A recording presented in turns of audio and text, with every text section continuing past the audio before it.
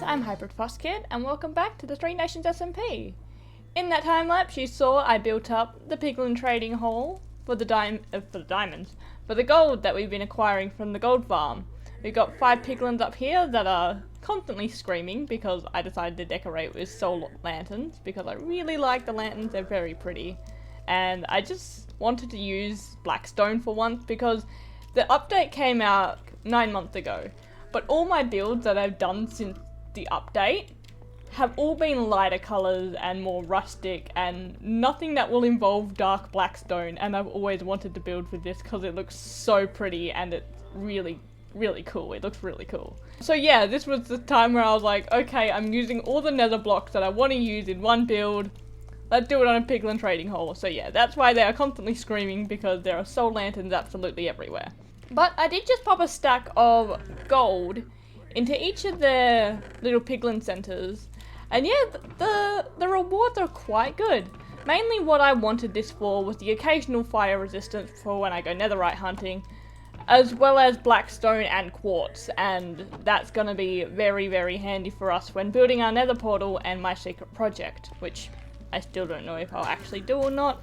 But you'll be seeing it if I actually successfully do it. If you don't, pretend this conversation never happened. But with this hole done, this section done, I am going to be leaving the nether for today because, oh, don't you dare. Haha, you can't get me in my hiding space. Yeah, I have been killed so many times by hoglins and piglins, it is unbelievable. There is a pillar for me trying to get away from them. I think stay away from me, please. I think I lost, because in the previous episode I had actually lost all my items, and ObsidianSkyes was nice enough to actually give me 6 netherite ingots to re-get my stuff back. And I took it, I appreciated it, then I upgraded my stuff, got attacked by a hoglin, then smacked into a tree. And I couldn't find where that tree was. For the life of me. I looked for like 20 minutes, even though 5 minutes my stuff despawned. I looked for 20 minutes and I could not find it, so yeah, I was dead. And I lost everything. As the title entails, in this episode I'm going to be walking around doing bits and bobs around the base that I haven't necessarily done, but I've been meaning to do for a relatively long time. There's a lot of little projects that I want done. So I've got my handy checklist here, and my first job on this list is to actually fix up all the grass that is poking out of my area due to the lanterns melting the snow.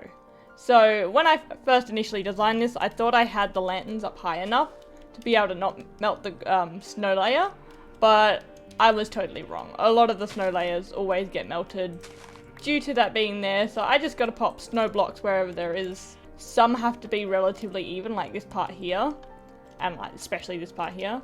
So I've made it look very sporadic to make it so it's not as blatantly obvious that I had to put snow blocks there. And this is coming from someone who absolutely adores snow biomes in Minecraft. I absolutely adore this biome, it's my favourite. But snow is a pain.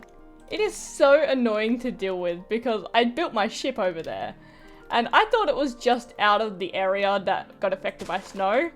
And then I come back the next day and there is snow all over the ship. And so I've had to throw cobwebs absolutely everywhere to get rid of all the snow layers. I wish there was an easier way to get rid of snow layers, like instead of using cobwebs or like string.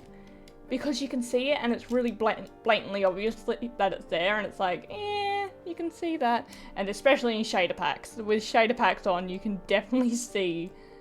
As well as clearing out all the sections that have been affected by light levels, I also got to go around and do these parts to make it look more erratic and not so it's one layer everywhere. I kind of like the smoothness of the one layer, but it decreases mob spawn. That's the main reason why I put this down. Whoops, that's way too high. It decreases chance of mob spawning, gives them less chances to spawn, and my place is an absolute disaster when it comes to nighttime because one server mate lives underground and one server mate lives in a mushroom biome. So the only places they can spawn on this server it's near me. So yeah, I have a rough time with creepers. There are creepers all over my base and strays everywhere. So with the snow layers being finished, I did say I was going to get a horse and pop him on this wagon to be like a little delivery horse. But I never got around to doing it, and there is no horses anywhere in this location because pretty much our entire map consists of one giant snow biome, one massive jungle biome, a pretty decently sized mushroom biome, and then water. There is absolutely nothing for like 1,000 blocks or so. So yeah, getting other animals and different creatures into our areas takes a lot of struggling. So let's grab the lead and maybe a saddle just in case I want to ride the horse. And let's get going on finding our noble steed to pull the wagon. Okay, we are far, far out now. Time to go exploring and try and find a horse. I know this place is just filled with a lot of savannah. I'm not necessarily sure if horses spawn near savannah. But I know there are a couple of plains biomes, so it shouldn't be too long before I find a couple. Well, I think I've spotted some horses. There we go. Perfect. And... oh, I don't know which one to take. They're all really pretty. Take the one with patches. Get out of my hand. Come here, bud. Come here. Come on. Come on, bud. Yay! We have hearts. Woohoo! Now, time to get him back to that nether portal. Okay, here's the nether portal. Come on, bud. This is where it gets scary, because I could go the easy but extremely long way and go through the overworld, or I could make my life easier and send him through the nether. So, I'm gonna try and go for the easy way, and oh, my lead is gone. Okay, I know he will get caught in the block, so don't panic when he starts dying. There's the lead. Oh, he's fine. Hey, come here, bud. Okay, are you 3 high? Okay, let's see if I can get you through this whole way here. Can you follow me? Okay, dig a long tunnel back. Okay, the path is properly secured now, and I have dug all the way to the portal. So it's now just a job of getting him all the way back without him falling off. We should be fine. I don't imagine he'd be dumb enough to just throw himself off the ledge, but there's always the possibilities. He should be totally fine. The only other obstacle is my nether portal. It's in a bit of a precarious location. I have completely taken down all the rocks obscuring it, so the horse will be able to get through. It's just the fact of it getting through without suffocating first, so I don't want him to die. I've already love him. Okay, time to go in there, bud. Okay, hopefully when I come through you won't be dying. But you probably will. Come on. Oh no! No! No! No! No! He died! Oh! I thought he'd be fine because there was no blocks behind here. Like, it was a full block, and I thought with the entity cramming it'd push him forward. Ah, well, that sucks. Oh, I shall make sure you are not forgotten, bud. Now let's go grab another horse. Oh, I'm sad now. Okay, go through the portal then. Get out. Okay, we got her. She is out and she is alive. Woohoo! Unlike her friend. Come on, bud. Got you a new home. Oh, wait, not with that one. Out of my hand.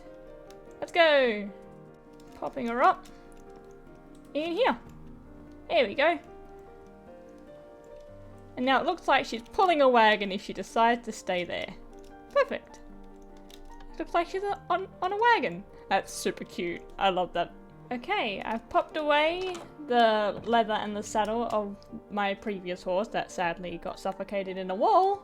And I'm going to dawn the name of this horse here as Duchess. Little Duchess. She's the one who's in charge of the wagon that pulls the log and the barrel. Very important loot. But with that job all done, we cross that off our list and we are going further down. On to the next job. I have 2 more jobs on my list today, but I do plan to squish them into one like semi-big list because they are kind of the same thing. They both involve me going up there. So, this is a plan I've had for, I don't know, ages. I want to make a hot air balloon. I've never done it. I just really want to make a hot air balloon. But the one thing that stopped me from making one was not having an elytra, because not having an elytra and doing stuff in the air is just not a fun time. It is not wise to do. So I waited to get my elytra and then I got busy with other projects and stuff like that. So I think it's about time I made this hot air balloon. A bit of a talky time lapse this time. I wanted to explain why Glacious actually has hot air balloons and not just for aesthetical purposes of I wanted to build a hot air balloon. So pretty much my train of thought, I was thinking that the fox doesn't really like people. Since it destroys everything, the people had to find a way to be able to transport their important stuff without risk of the ice fox actually harming anything and doing a lot of damage like it does with a couple buildings and market stalls around the place. People use hot air balloons to transport those kind of items because there is a less chance of hitting a hot air balloon than there is hitting a horse and wagon. So that was pretty much my idea. And there we have the hot air balloon. That took a while. That took a very long time. You probably saw during the time lapse, it was an absolute awful monstrosity for majority of the time. And then it started looking slightly better a little bit later into the time lapse. I have no idea how to make hot air balloons or even like decently shaped circles in Minecraft. It's something I really need to learn on. But yeah. I'm going to be plotting these around the area a little bit more because they're kind of cute and they add like vertical interest into the area. Speaking of vertical interest, I am going to put little fairy lights around the place. I've seen a lot of these being used everywhere and I think they look really pretty and it adds like a magical feel to the place, because that's one thing I also really want to do with this area in Glacious. I want to make it feel and look magical. Like, it looks like a normal city, or like a normal town, but it is in fact very magical because there is a giant dragon fox chilling in this place and destroying the place. So lanterns, little flying lanterns, aren't anything too spectacular. I was originally debating between what kind of lantern to use for these lights, either the soul lantern or the standard normal lantern. But I was thinking, I really wanted to use a soul lantern because this place is all blue, it's an icy place, and the soul lantern looks absolutely beautiful. But the problem is the soul lantern sadly doesn't give off enough light. Like, that's my biggest problem with the soul lantern and the updates with the lanterns and stuff like that. Because when 1.16 was announced, I was super excited. Like, a lantern that doesn't, like, melt snow and like snow doesn't get affected by it. This is going to be absolutely incredible. I'm so excited. But the problem is it's not because they don't melt snow. It's because they don't give a high enough light level to melt snow. So you either have to spam, I think, like 1 torch every 2 blocks to be able to have it relatively mob proof, or just use a normal lantern. And I was so devastated when I discovered that, because it will equal even worse torch spam.